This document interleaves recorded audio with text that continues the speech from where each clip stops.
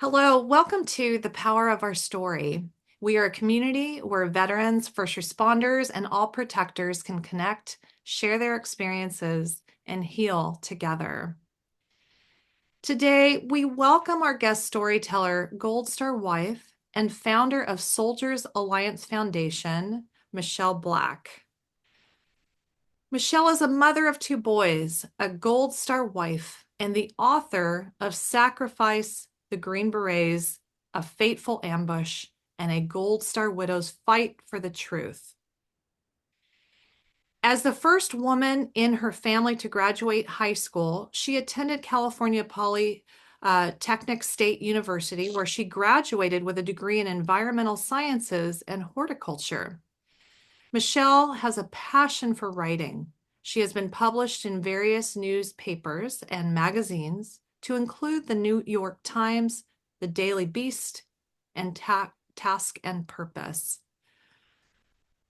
So, Michelle, first off, I just want to welcome you so much to The Power of Our Story. Like I shared earlier, I've started your book and I cannot wait to hear the rest of it.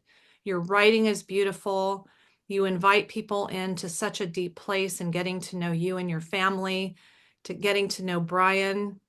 And I'll let you share the rest of the story, but I just want to thank you. I feel like it's a real privilege to be invited in. So welcome, Michelle, and I'll hand it over to you to share a little bit of your background and the rest of your story. Thank you so much for having me, Sarah. I'm really excited to be here. I'm recovering from a cold, so I'm a little froggy, but I'll do my best to work through it. Um, yeah, it's, where do I begin? I'll start at the beginning. I grew up in California, um, a big family, and obviously first woman on my mom's side to kind of graduate high school and go to college and do all these big things. And it was kind of one of those, well, what do you do after that? Because no one had ever, none of the females had ever really worked outside the home, but I wasn't married. So I thought, oh, I'll go ski for a few years and work at a ski lodge. So I'd been a competitive snowboarder. So I started instructing snowboarding and while I was up doing that, and if any of you know the ski area, Mammoth Lakes in California, it's just beautiful. So I went up there and I ran into Brian Black, and he did not fit at all. He was very, he was brilliant. He was a chess player. He had actually won second at nationals at just 12 years old. And when I met him, he was playing online poker for a living and skiing in his free time. And I thought he was really weird. I met him at the back of church one night and just thought, this guy's crazy. And by the next summer, we were doing a lot of hiking, and slowly people dropped off, and I was the last person going except Brian. Brian was always there.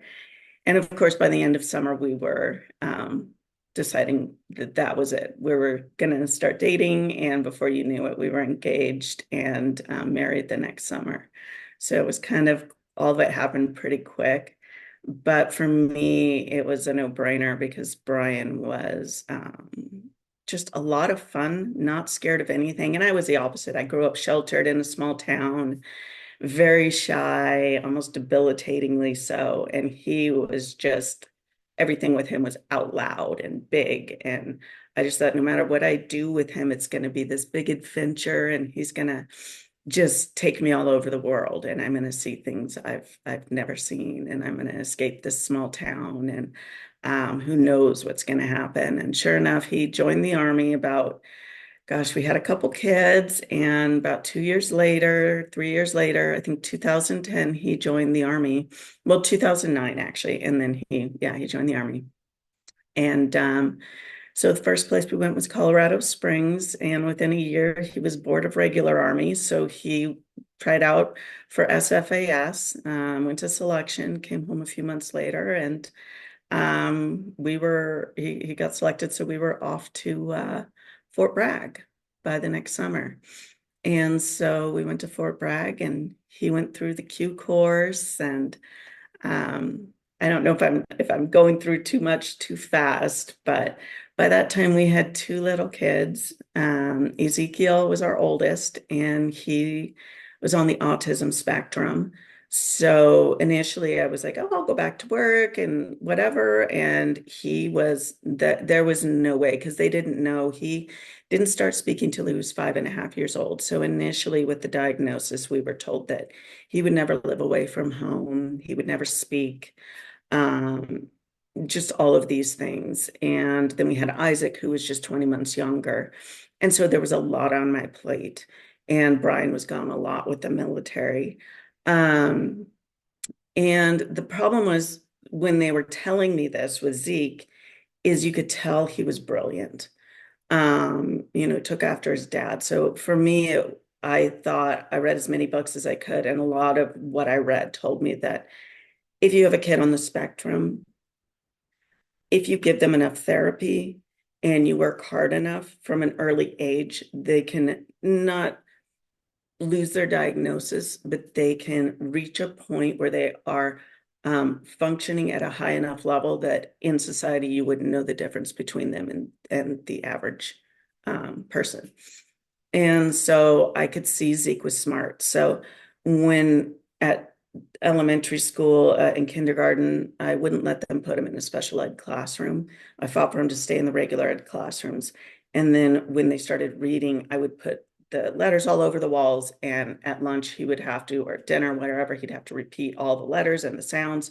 So he learned to speak at the same time he learned to read. Um, and by the time he was 8 years old, 9 years old, we worked with a ton of therapists and they no longer had anything more as far as therapy went. But I had to fight the schools the whole way, especially once we moved to Fayetteville, where the school systems were not as, um, they just weren't as good and as well supported. Public schools, they're required by law to give you certain supports, which is great because you won't get those in private schools. So I wanted to keep him in the regular schools, in the public schools, but the public schools there are atrocious. And the education levels within those schools are a lot lower. So I had to supplement at home quite a bit. And then I eventually moved him into a charter school and just had to supplement there as well. But it was great to finally see him move out of that, being having schools insist that he needed to be in an enclosed classroom to now people have no clue he's on the spectrum. But that was a lot in the beginning years when Brian was deploying. There was at home just a full-time, job with Ezekiel because I would have to pick him up most days from school. He'd have these tantrums, these meltdowns that were pretty insane until he was about 9 years old. And so it was a constant issue. I would usually pick him up by 10 or 11 each day. And then trying to raise also just a little guy who was going a million miles an hour. And so Brian, through all that, he's going through the Q course. And so he's gone for 6 weeks and then home for a week and then gone for 3 weeks and then home for a couple days. And that's just kind of how the Q course goes. So he was gone a lot. He ended up becoming what's known as an 18 Delta medical sergeant. So, and then they taught him modern standard Arabic. And then he went on to teach himself French and then the local dialect in Niger where he worked, which was Hausa. So he became fluent in those languages so that he could work with their partner forces on the continent of Africa, which is where once he graduated from the Q course, he was assigned through 3rd Special Forces Group out of Fort Bragg. And then after his first deployment, which was to Afghanistan in the summer of 2015, he came back and went to Ranger School. And it was crazy for us because he graduated April 2015. And within a month, he deployed to Afghanistan. He came back at the end of October from Afghanistan. He was home for a month and then he left for Ranger School. And when you leave for Ranger School, you leave your phone and everything at home. So he was off the grid for 3 months going through Ranger School. And he graduated on my birthday, April 1st. So I got to pick him up, and he got recruited onto ODA 3212, so third group, second battalion, team 12. And so he was recruited onto their team as the junior medic that year, and they left May 15th. So he was home about a month, and they deployed. And so, yeah, there was about a year where I didn't see him. He came back October 31st from that deployment to Niger, and then became the senior medic on the team. They did a lot of training. And then the following year in August, so I had him home for quite a bit that time, which was great, almost a year. They deployed August 26th to Niger, Africa again. This time they were in a different part, more northwest. Um, Let me think about that. Yeah, it was northwest. Sorry, they were sub-Saharan Africa. And so the first part they were kind of in the southern part of Niger, and Niger is northwest Africa, but the next deployment they were more north and west of where they were the first deployment in a town called Wallam. And so they were there about 5 weeks. And I remember him calling me. They were having so much fun. There was National Geographic was recording them. They were doing a chain of command series, and Brian was complaining to me about how they're not supposed to be recorded. And he just thought that was inappropriate. And so he was trying to avoid the cameras, and I was trying to tell him to relax a little, but he was very serious about his job. He was very analytical, and it's like if someone were to see my face and I do this job and I, like protocol, and he was very by the book. And so for him, it was funny. He was trying to be friends with the camera crew, but not let them get his face on film.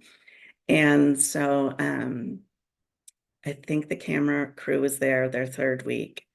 And their fifth week, he called me and said, "Hey, it sounded like things weren't going well. They were doing the same kind of, it was like they were doing the same patrol over and over, and he wasn't comfortable with it. He didn't like what they were doing. It sounded like there were some like terrorists kind of in the area, and there were some weird things going on, and he just kind of said like, "Hey, I'll call you in a few days. Don't worry if you don't hear from me. We're going to be in the Capitol in a few days. I've got to get a new phone, whatever." And then I don't know why I was alarmed. I was alarmed from the time he left for that deployment, and it just didn't go away. And so by that week, I remember I was constantly pacing in my house and looking out my windows for him, or not for him, for men in uniform. It's like I just knew what was coming, but I thought if I don't say it out loud, it'll never happen. Um, and I remember my youngest one time sitting me down one night, and it must have been a couple days before the incident, and he said, "Mom, Dad's not coming home this time, is he?" And Isaac's always been very perceptive, and he gets a lot of premonitions like I do. And I remember lying to him and saying, "Oh no, of course he's coming home. Like we just have to pray for him every night. He's going to be fine." And Isaac was 9 at the time, and Ezekiel was 11. And was it 2 days later? I get a call from his mom. It must have been 8:30 at night, 8 o'clock at night. And she says, "Hey," and I'd been kind of avoiding her because I'd been so anxious about how I was feeling. I was afraid I'd say something that I didn't want to regret. Um, and so she called and she said, "Hey, did you see that news flash come across your phone?" And I was like, "No, I don't get news flashes on my phone." She goes, "Oh yeah, there was a Green Beret team attacked up near the Mali-Niger border." And I knew that's where Brian was working. And I said, "There was." And she goes, "It sounds like there were some casualties and some injuries on the team." And I said, "Well, that was Brian's team. Brian's dead." And she said, "No, no, no, no, we don't know that." And I said, "I'm sorry. Yeah, I didn't. It's like it rolled out and then I couldn't." And so we kind of, I was like, "I'm so sorry. Like, we don't know that. You're right." She goes, "We don't know that it's his team. We don't know that anything happened." And so I said, "Okay, I'm going to make some phone calls and I'll get back to you." So because the news flash, I'm now calling all the wives And all the wives are telling me, oh, yeah, we heard from our husbands. It went really, really bad. It was a really bad patrol. They just called to touch base and let us know they're okay. But if we hear anything, not to worry. But it did go really, really bad. And some people were killed. And I knew. So I called the command and I got read a form letter. That was, essentially until all the families have been notified. We can't tell you anything. That's essentially what it said. And so I went downstairs and put on my pajamas and sat. My stairs just kind of went right down to the front door. So I just sat there and waited for the car to pull up. Unfortunately, my kids were already in bed. And so I just sat there and I remember hearing the car pull up to the curb and the door shutting. And I went and opened my door and I tried to tell them I already know what happened. I already know. And they were like, no, we have to come in. We have to talk to you. We have to read this to you and we have to stay with you until someone gets here. And I was on the East Coast then, and my whole family was on the West Coast. Fortunately, my father was working out of DC at the time, and I had one cousin who had moved to the coast there for some reason. And so I had them to call, but initially I just thought, I don't know who I'm supposed to call in this situation. I was grateful my kids were asleep because I didn't have to deal with that because they were old enough to know, and I couldn't deal with it. I think I went into complete shock. I stared at the wall for hours and I must have drank probably 2, 3 gallons of water that night. And I just couldn't. And I was the one who had to call my mother-in-law because they didn't know what was going on with the notifications. And I had promised her that I'd call her back. So I called her and just told her. I just was like, you need to have Brian's brother come over. Um, Brian was one of the men killed. He's not coming back. And that was hard. Sorry. It's okay, Michelle. Take whatever time you need. And I got a little tissue, but it's not gonna come off the chair. So then his dad came the next day, which was helpful because I sent the kids to school because I didn't want them to know yet. I didn't think it was right to tell the kids alone at the house. That didn't seem right.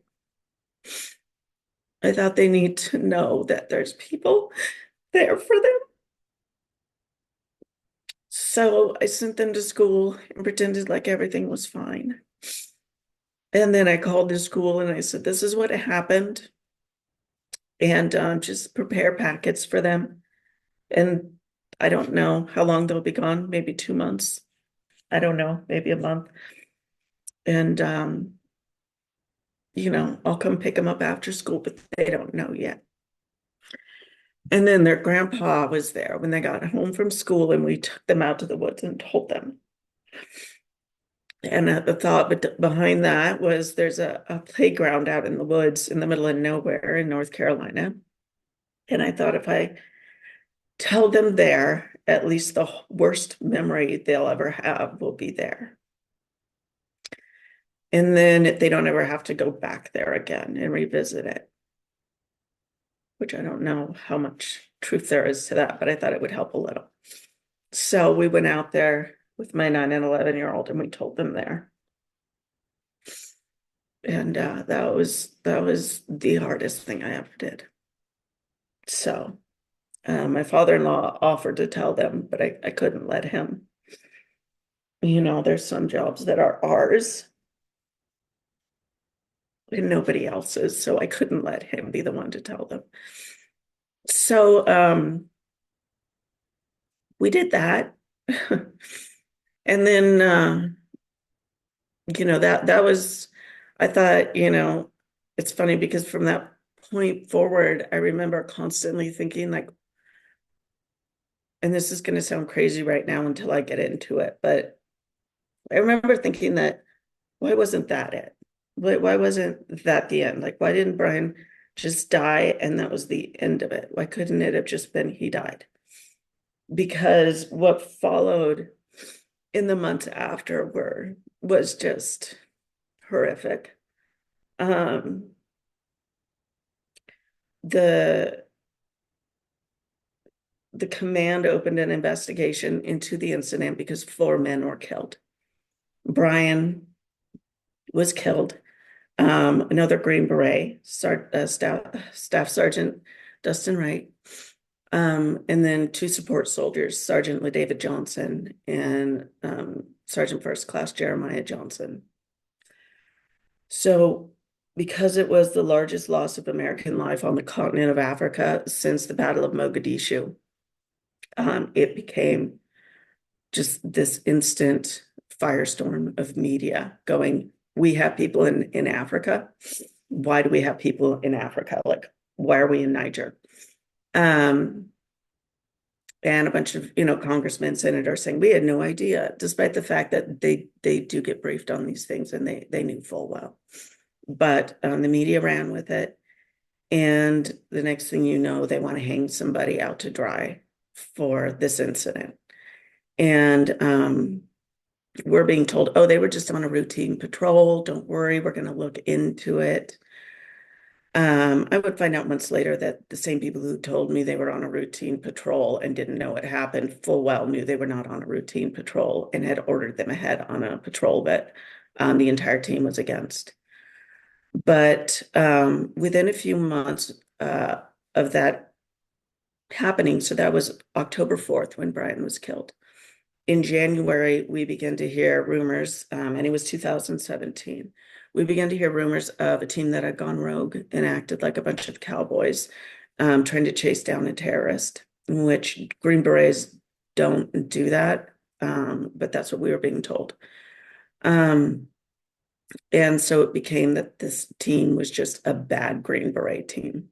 And so they began to attack the team, the survivors. I think, I don't know who believed it, who didn't, and it just turned into this. Everybody hated these guys who had come back, who had been my husband's teammates. And I quickly realized that if my husband had survived, he'd be in that group. And I knew these guys well. They were not cowboys. They were really good men. And one of them had called me from the hospital in Germany because he'd been shot in the back and had been thrown from a vehicle twice and had pretty severe TBIs or TBI. But he had called me from the hospital in Germany the first day, just upset and apologizing and saying he was so sorry he didn't bring my husband home. And I knew, just knowing my husband, I thought he probably did something that cost him his life to bring his men home. And I knew that. I thought he wouldn't, it just the type of a man he was, he would have made a calculated decision because he was a very calculated person. And so hearing like, oh, they were just a bunch of cowboys that went rogue, I thought there is no way. So, we had all that, the media firestorm going on, and then I hear from my CAO, my casualty assistance officer, that now there's pictures all over the internet. Apparently somebody had a headcam video and they had screen grabbed pictures of my husband's body, and those were all over the dark web. And then come to find out there's a video now that's being created by ISIS as an ISIS propaganda video. And they were trying to tamp it down and keep news media from putting it out. In the end, SOFRAP, Special Operations Forces report, another Green Beret, grabbed the video, watermarked it, and put it out on the internet. And that went viral. And of course, my children and the children of the other fallen, who were anywhere from 3 to 16, all saw it. And it still is on the internet.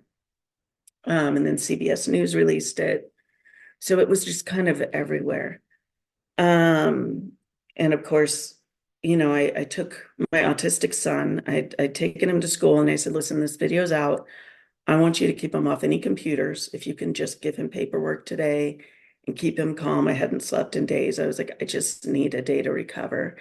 And I got a call halfway through the day that he had scratched Niger into a computer screen, and they were more upset that he had scratched and damaged their computer than the fact that they didn't seem to realize why and how it had happened.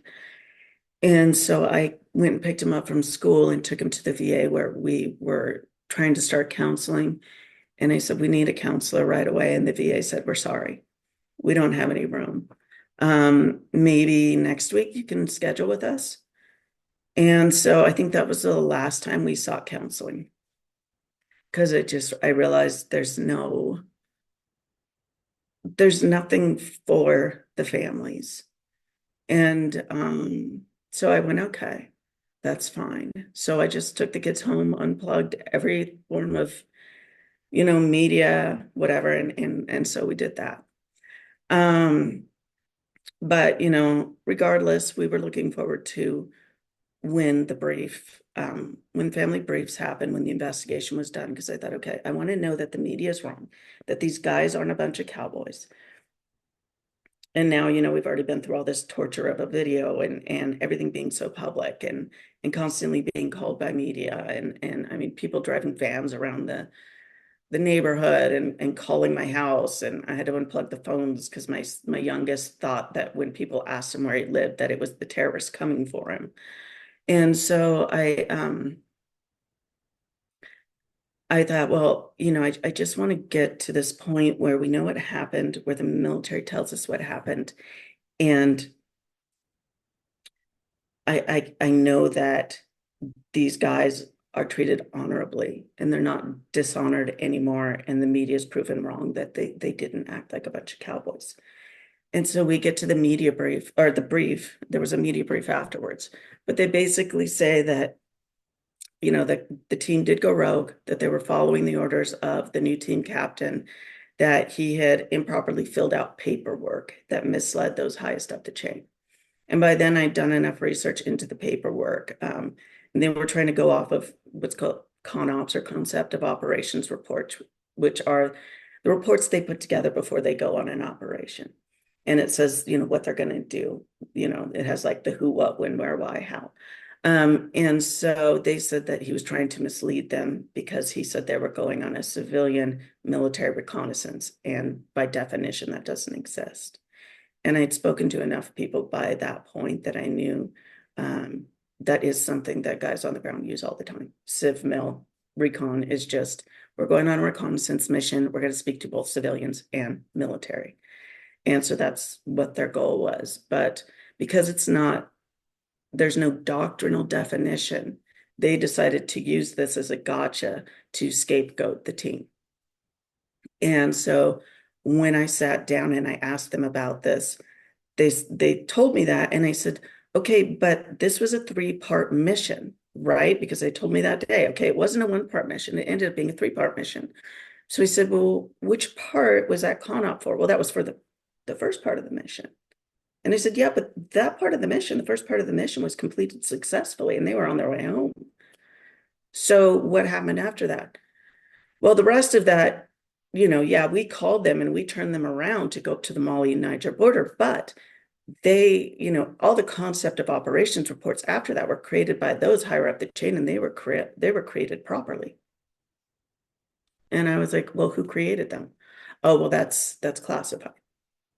And I said, okay, what was in them? Well, that's classified too, Miss Black, but you need to trust us that it was this first cono that misled us, which in the end led them to not have the proper support when they went up on this mission, and the proper support would have ended up saving them, which is ridiculous. Because the team in the end, well, there's a whole thing, but I'm like, it'll turn into like a 3-hour conversation if I get into what actually happened. But when I left, it was very clear that no matter how I argued or pushed them, they weren't going to give me answers, because their goal was to scapegoat the team. And the next week they gave a media brief and made it clear to all the media that, hey, don't worry, these guys will be held accountable. And then the 4-star general of AFRICOM, Africa Command, came on and said that while all teams on the continent of Africa are performing optimally, this Green Beret team is not indicative of what special operators do. And so he managed to completely dishonor all the men who fought and died alongside my husband. And that was when I think I actually really lost my temper for the first time. At that point, I still had faith in the system. And at that point, I called the guys on the team and I was like, you are all going to end up losing your careers. And you've been under gag orders up until this moment. And the minute you don't have your gag orders, every single media outlet that has slandered you is going to come to you and ask for interviews. I'm asking you to deny them and speak to me, and I will write your story and I'll set the record straight, and hopefully we can save your careers.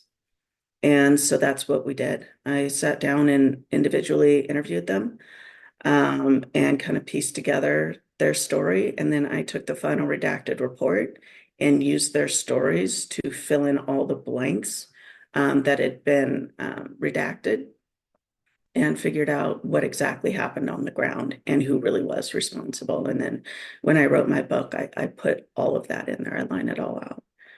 So yeah, that's kind of my story. But in the aftermath, I never written anything before, so I had to figure out, how do I get this published? I mean, I'd been a stay-at-home mom for so many years. By then Zeke was 11, so I guess 11 years. And I'd never had a career. And like I said, I was the first woman to graduate high school. I didn't know what to do. So I just started talking to a million people, trying to push this. I was so determined. I ended up talking to a guy from the New York Times who was former military, another Marine, and he says, "Oh yeah, I'll connect you to CJ Shivers, who's written a lot of books and writes for the New York Times." And so I started talking to CJ, and he goes, "Well, send me a couple things that you think would be, um, publishable." That we might be interested in publishing. And the thing about the publishing world is, if you haven't been published, if you want to be published, you have to be published. And so you have to have something published if you want anybody to be interested in publishing your book or anything else. So it's kind of this tricky, catch. But so I sent something to CJ and he said, "This is phenomenal." And I think it was a year after Brian was killed, I had my first article published in the New York Times. And so it just kind of grew from there. I had another friend from the LA Times call me up and say, "Hey, I've got this great um, agent and she will speak with you. She loved your article." And before you knew it, I had an agent and a couple more articles out. And then we got picked up by Penguin Random House.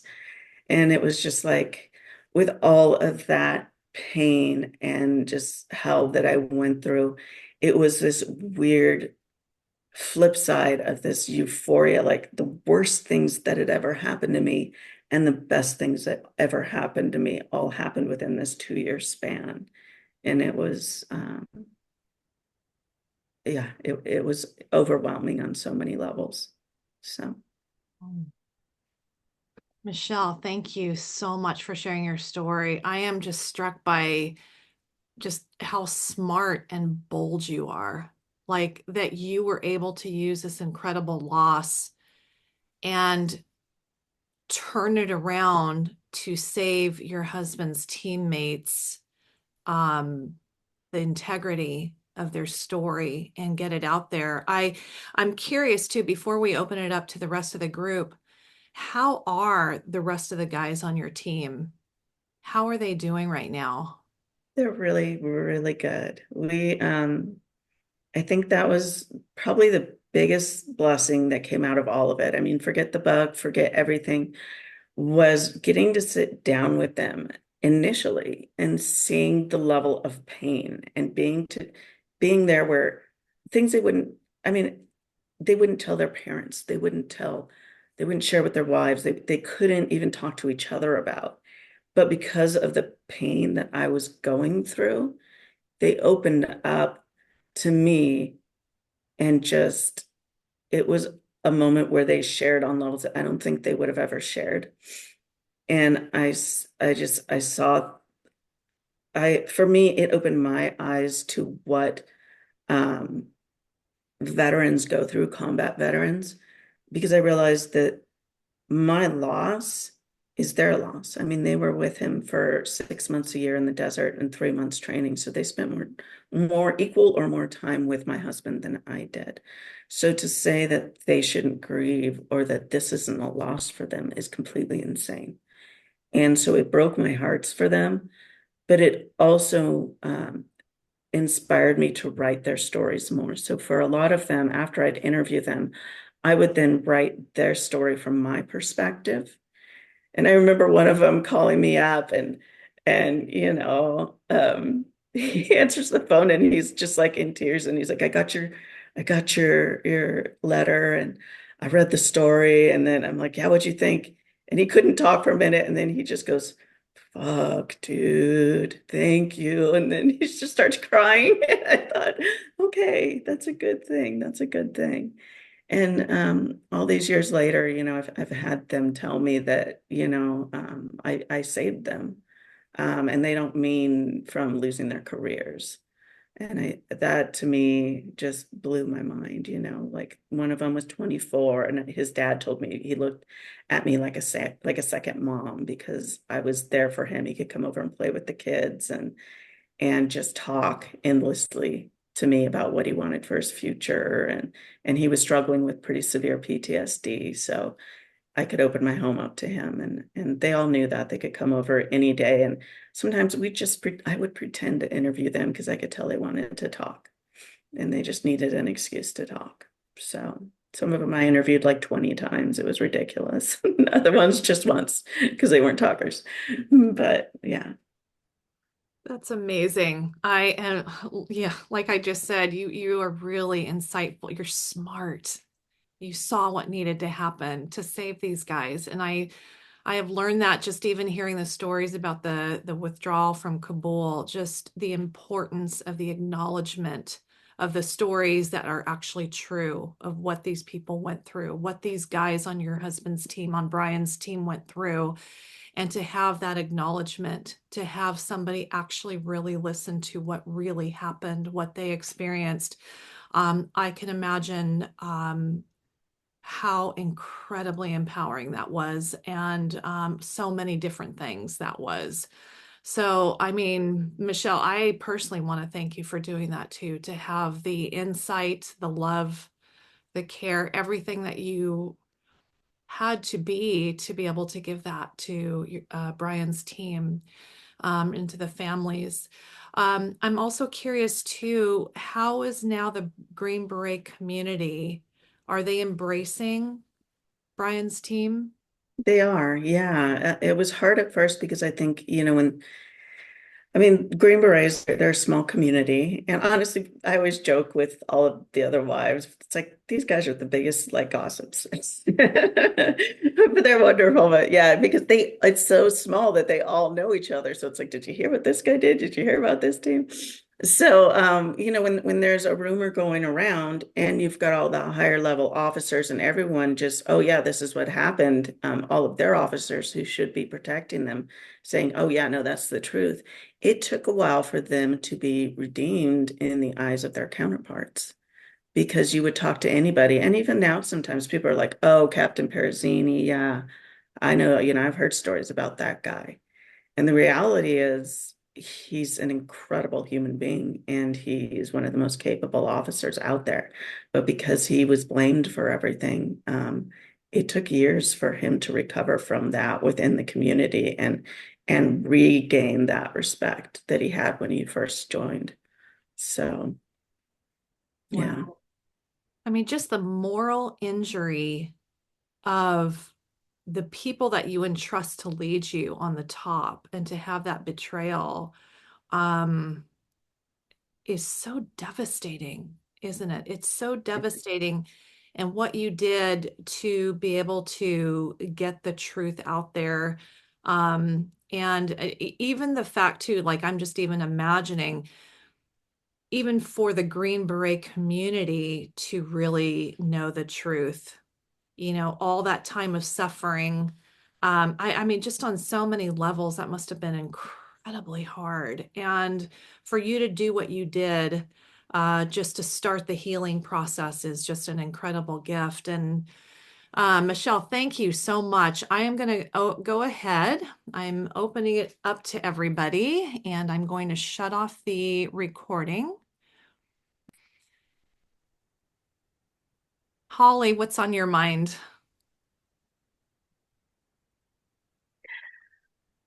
I don't have anything amazing to say. You might want to edit mine out. It's more just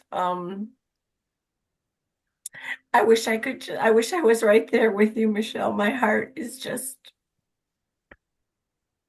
so broken for you and what you went through. I'm just so sorry.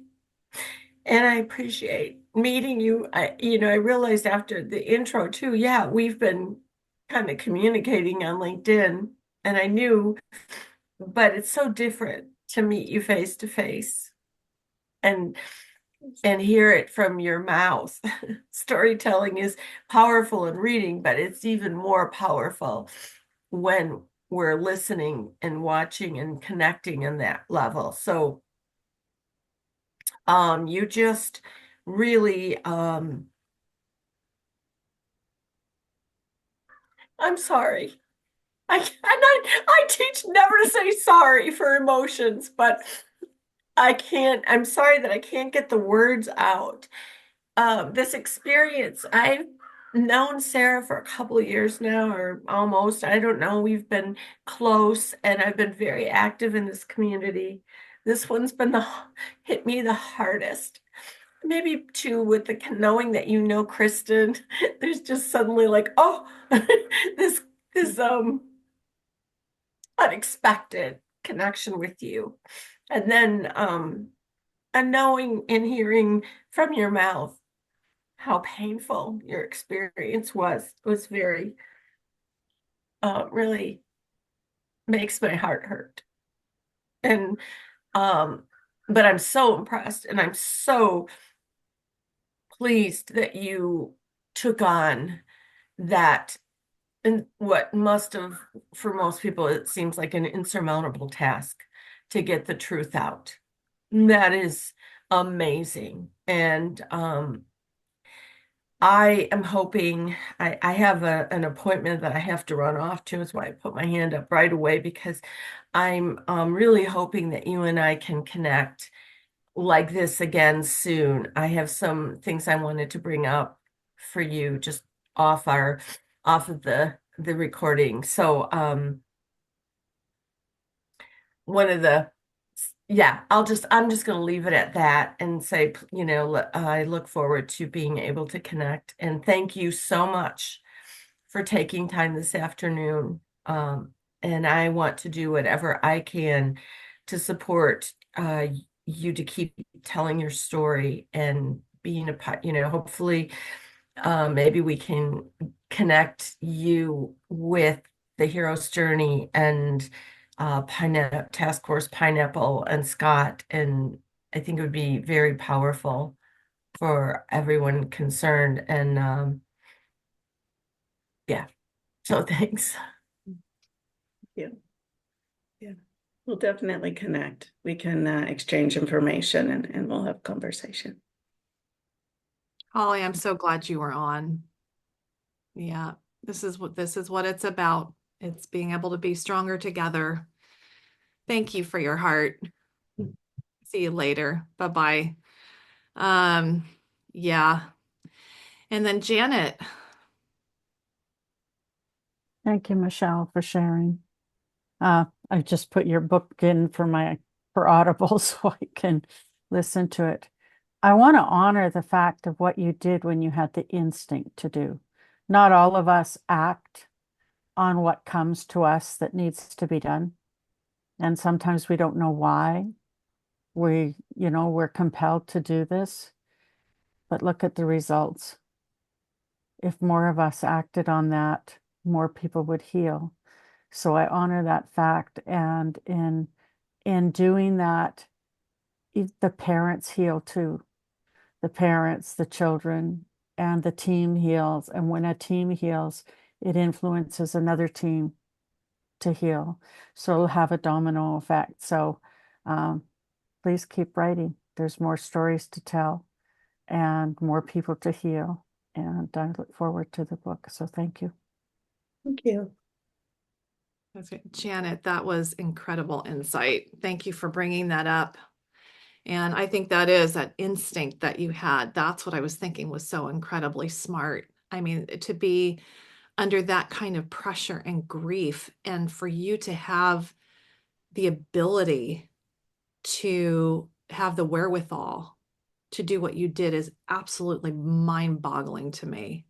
And so, Janet, that was beautifully shared. Thank you so much for bringing that out. Yeah, and Scott, what's on your mind? Hey, thanks, Sarah. There's a lot.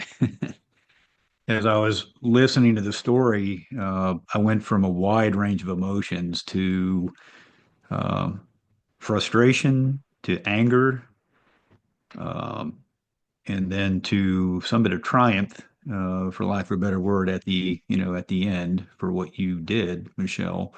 But I was also asking God to give me words of wisdom when it was time to say my piece. I think that's important because sometimes emotions can get the best of you, and you wind up maybe missing message and saying what's on your heart.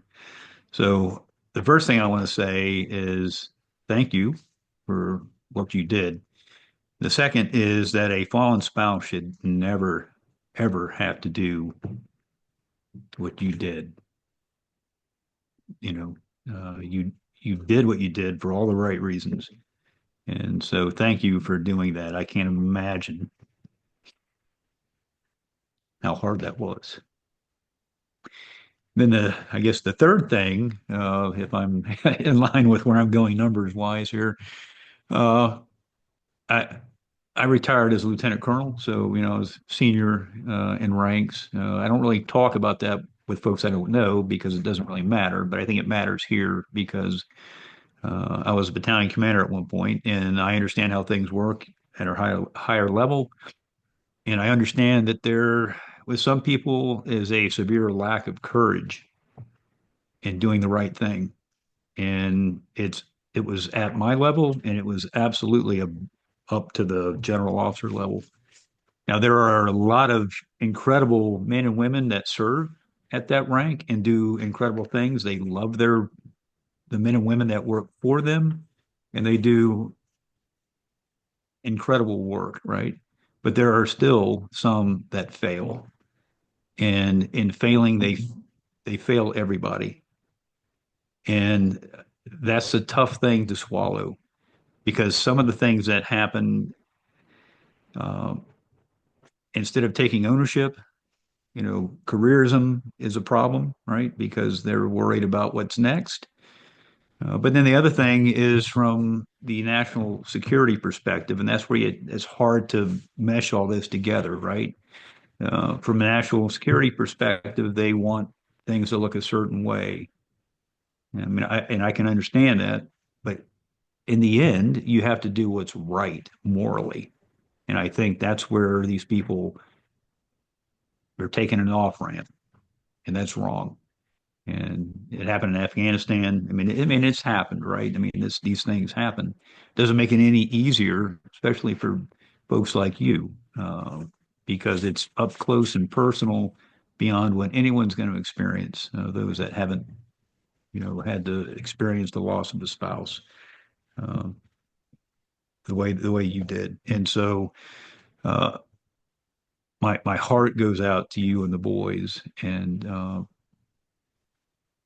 listening to you talk about, you had your husband for a long time. When he came back once, 6 months, it's like, holy smokes, that's not a long time. But there were a lot of folks doing a lot of stuff over those years that were deployed at a extremely intense level. And it sounds like your husband was one of those, to where you deploy, you come back, and you're right back in the training cycle, and you're gone in 6 months. A year is like, that's a long time, but it's really not, because you're home, but your mind's looking down range because you know what's coming. And so it's hard to set aside the time that you want to set aside for your family.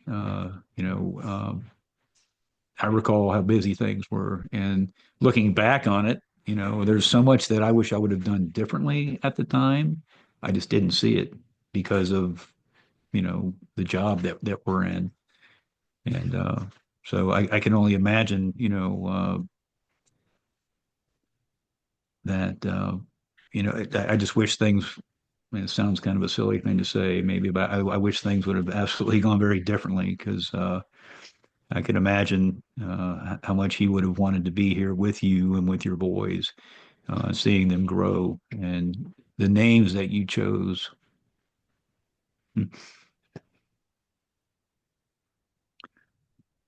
Sorry. The names you chose for your boys, I think that says a lot about you guys. Those are biblical names and they're good names.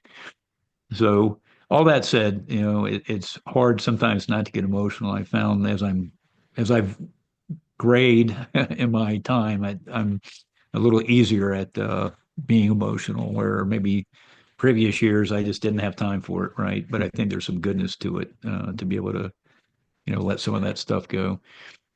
But God bless you and thank you for your service because you absolutely served alongside your husband. You're still serving now, doing what you're doing. And people need to hear the story. They need to understand that what you've done is a remarkable feat. I'm sure there were times where you were maybe even second guessing yourself and not the end state, but what am I getting into? How is this going to all come about? I'm sure you were like, I want to get the right message out. This matters. And it seems like God was, right there with you, helping through this. Sometimes you might not have felt it, maybe, but I mean, that's how things go in life, right? Especially when we're in sorrow. So, but I'm going to get the book. I remember this event. I remember it happening, and I remember trying to figure out what the heck, what's going on here. And so you've done a service to your husband's name and to the soldiers that he was with, the folks that didn't survive, but absolutely the folks who did, and now they have a story to tell too. So hopefully they'll tell the right story. So thank you. Thanks for coming on today. Thank you. I'm so glad you guys are on just to be able to share your thoughts too with this story. And Michelle, do you have any more thoughts? I'd actually like to talk a little bit more off the recording with this group. I just had some more thoughts. Is there anything else that you'd like to share that you'd want people to walk away with this talk? Gosh, I think, when I think about just all of it, it's so much. That I don't know. When I think through everything that happened, I know my goal was to save as many guys and keep them from losing their careers as I could. And even then I couldn't help everybody. There were still a few people who lost their careers that didn't deserve to. But I think in the end, when it came to healing and recovery, and I think I told you this when we spoke before, is that I feel like maybe I saved them, but, I think they saved me, because when you're going through that level of, like I said, I would think all the time, like, why couldn't it just be he died? When you're going through, you feel like all eyes are on you and there's all this pressure and there's always something new added on top, whether it's a video or, just some new lie or something going on with the kids, or whatever. In the end, I found that being able to spend that time with the guys and take my focus off of myself and my pain and my suffering, when I would go and speak with them and I'd see bigger things like, now this guy is going through this and he's struggling with alcohol and maybe, going through a divorce or whatever each one was going through, being able to sit there and talk through everything with them and feel like I'm helping them. It made me feel like I had a purpose and it helped heal me. It's funny because I thought, oh, if I can sit down and talk about myself with a therapist for hours, and I tried that, and I thought I just get bored. I mean, because I can come up with a million other things that are wrong. Like, my mom wasn't a perfect mother, and I can sit there and complain about that. And, it's like, I didn't ever feel like that really helped anything. But when I sat down and talked with these guys, I mean, that's when we would get into, um, it's like that peer-to-peer counseling where we would get into like real things that really hurt us. And we could talk through it and then laugh about it and kind of come out the other side and fully know each other and what we went through and see each other's successes. It was the first time that I felt like they really do want the best for me, this specific group, because we went through hell together and came out of it together. And I could have listened to the media and turned on them, but I went with my gut, and I'm so glad I did, because now it's like we all saved each other through that. And I think that's where things get missed a lot of times when a service member is lost. A lot of times the guys are told when they come back to apologize to the families, to basically serve the families, honor the families, apologize. And it's like the guys who came back and survived are completely missed in that. Because I had men who were crumbling in front of me and saying they were so sorry and they couldn't look me in the eye. And these were men who were 6'5", 6'7", built like tanks, built to be Green Beret warriors. And they are acting like 5-year-olds and having 2 boys. I was looking at these guys and I was like, they're broken and they don't get to apologize to me. They're the ones who watched him die, and they're the ones who have to come back and tell me, and they loved him. So I don't get to be upset at them now. And so for me, it was a quick lesson in what we're doing wrong with our military and combat veterans and the Gold Star families, is we aren't creating that coming togetherness at the end of loss. It's a lot of times it's a separation, and it's an us and them, and the military treats it as, don't worry, we'll hold them accountable for your son or your daughter or your spouse's death. And then we get in that, yeah, someone needs to be held accountable. And that's not what needs to happen, because it's war. People die. And I think that's what really bothered me about the whole situation. And that's why I got so motivated, was when I saw some of their faces. I just went, this isn't acceptable, and they don't get to apologize to me. So powerful, Michelle. That is so powerful. And I mean, I hear you. I mean, you were absolutely part of the solution of what needs to happen to take care of our people who have signed on that line. I mean, how dare we turn on them in this most vulnerable time? I just, yeah, that definitely makes me feel very passionate more than ever to make sure to really watch, and who are the people that are being turned on, and let's go gather them up. Let's go help them heal. Let's create a space for them to feel free to share what happened, to be really seen, to be really heard, to have people like, Scott, who have been at that upper level, to talk common sense, and to be human. And I know Scott has shared so many times when we had people, these young guys that were at the explosion at Abbey Gate.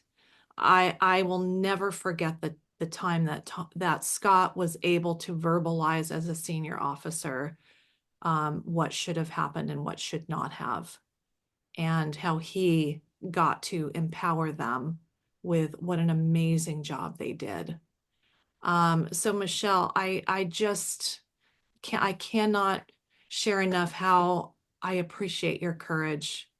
You are a strong, strong woman doing great things for the people that deserve to be supported. So thank you again. Yeah.